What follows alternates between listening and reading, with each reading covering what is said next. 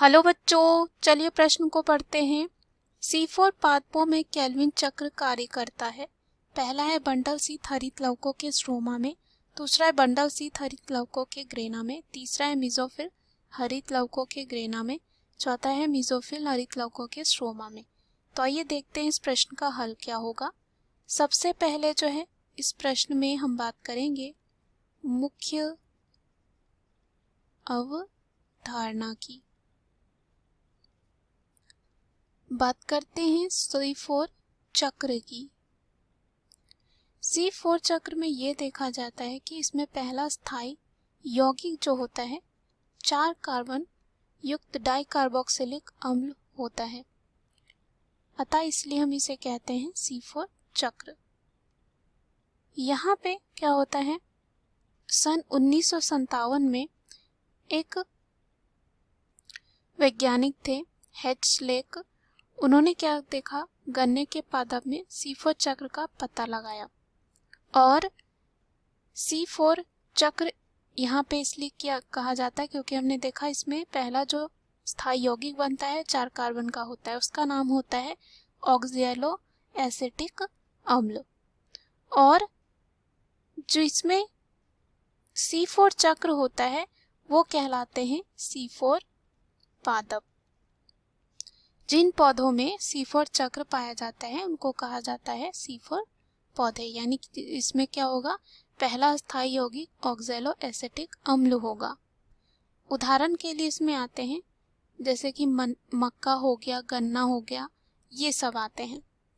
अब अगर हम बात करें C4 पादप जो हैं विशिष्ट होते हैं, अलग होते हैं। ऐसा इसलिए क्योंकि इसमें एक प्रकार की पत्ते की सारिकी होती है जिसे कहा जाता है क्रेंच सारिकी। क्रेंच सारिकी कहा जाता है।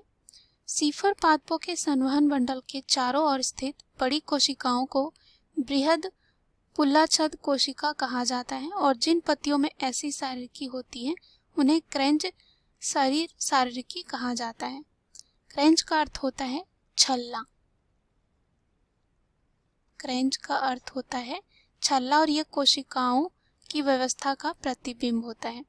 संवहन मंडल के चारों ओर बृहद पुल्लाछद कोशिकाओं के अनेक परतें बना सकती हैं। इनमें बड़ी संख्या में क्लोरोप्लास्ट होते हैं, या कह सकते हैं हरित लवक होते हैं। इसकी मोटी भित्तियां गैस से जो है अप्रवेश्य होती है और इनमें अंतरकोशीय स्थान नहीं होता है।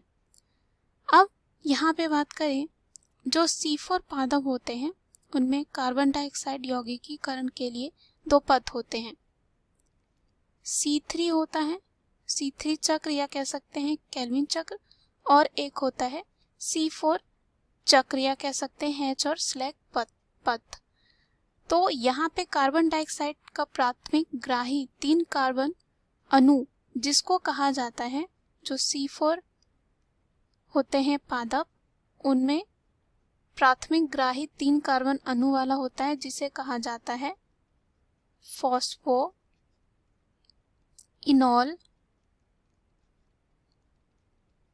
पाइरुवेट। फॉस्फोइनोल पाइरुवेट, इसे छोटे रूप में PEP भी कह सकते हैं, और पर्ण मध्योतक कोशिकाओं में मौजूद होता है। किसमें होता है मौजूद? पर्ण मध्योतक कोशिकाओं में मौजूद होता है, और ये यौगिकीकरण के लिए जो है उत्तरदायी एंजाइम पेप कार्बोक्सिलेज, या जिसे हम पेपकेज कह सकते हैं। तो C4 चक्र की बात करें तो वहां देखा जाता है एक बंडल शीत और एक होता है मीजोफिल। मीजोफिल जो है होता है बाहर की ओर, और वही बंडल शीत होती है अंदर की ओर। तो बंडल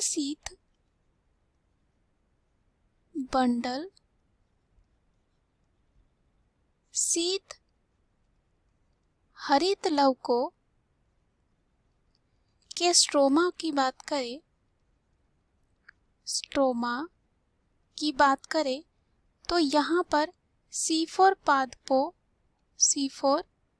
पादपों में कह सकते हैं केल्विन चक्र कार्य करता है, और कह सकते हैं C4 पादपों में केल्विन चक्र कार्य करता है कहाँ पे? बंडल शीथ हरित लवकों के स्ट्रोमा में। और इसको और समझने के लिए हम ऐसे कह सकते हैं, जैसे कि हमने देखा था कि यौगिकीकरण के लिए उत्तरदायी एंजाइम जो होता है पेप कार्बोक्सिलेज या पेपकेज होता है, और ये पंजीकृत करना महत्वपूर्ण होता है कि पर्ण मध्योतक कोशिका में जो है रुबिस्को एक एंजाइम होता है की कमी होती है। और C4 अम्ल जिसका हमने देखा था ऑक्जेलो एसिटिक अम्ल पर्ण मध्योतक कोशिकाओं में निर्मित होता है। कहाँ पे? पर्ण मध्योतक कोशिकाओं में। और इसके बाद यह पर्ण मध्योतक कोशिकाओं में अन्य 4 कार्बन यौगिक जैसे कि मैलिक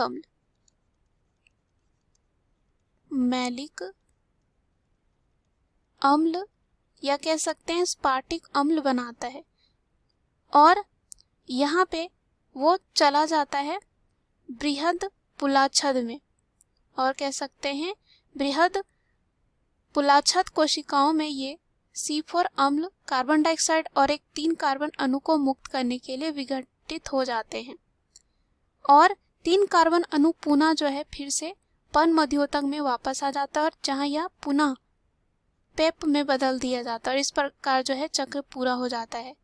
और बृहद पुलाच्छद कोशिकाओं से निकली जो कार्बन डाइऑक्साइड होती है केल्विन पथ यानी कि C3 चक्र में प्रवेश करती है, या कह सकते हैं केल्विन पथ में जो है ये प्रवेश करती है, जो सभी पादपों के लिए सामान्य पथ होती है।